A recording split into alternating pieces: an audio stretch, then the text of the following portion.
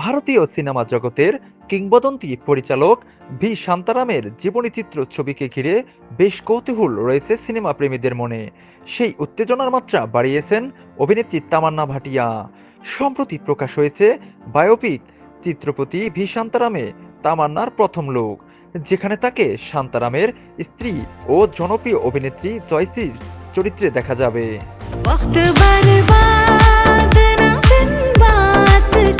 ছবির প্রথম পোস্টার প্রকাশ করার সঙ্গে সঙ্গেই ভাইরাল, নেট জুড়ে প্রশংসার ঢেউ উঠছে।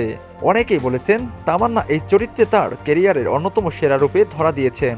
ভিনটেজ সাজে তামান্নার লুক নজর কেড়েছে দর্শকের।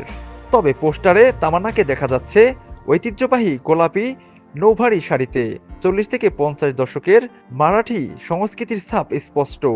সাদামাটা মেকআপ, স্নিগ্ধ আলো আর ক্লাসিক গহনায় তিনি যেন পুরনো দিনের সময়কে জীবন্ত করে তুলেছেন।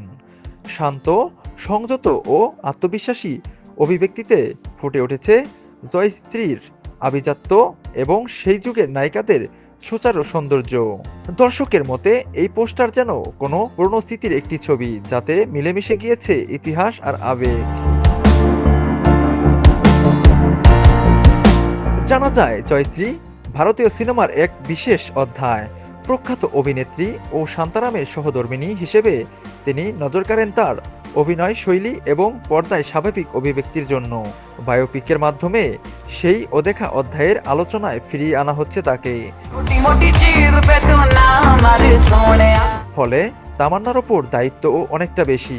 অভিনেত্রী নিজেও জানিয়েছেন জয়শ্রীর চরিত্রে অভিনয় করা তার কাছে গর্বেরও একই সঙ্গে চ্যালেঞ্জিংও। তিনি বলেন, যে যুগে জয়শ্রী ছিলেন সে সময় সৌন্দর্য, আবেগ ও নান্দনিকতাকে পর্দায় তুলে ধরা এক বিশাল দায়িত্ব।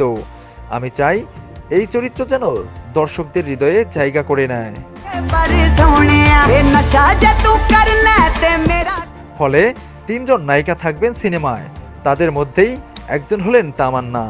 এর আগে এমন ধরনের চরিত্রে দেখা যায়নি অভিনেত্রীকে। ফলে এই ছবি তার ক্যারিয়ারের মাইলস্টোন হতে চলেছে বলে আশাবাদী অনুরাগীরা। আপাতত বায়োপিকটির মুক্তির অপেক্ষায় রয়েছেন তারা।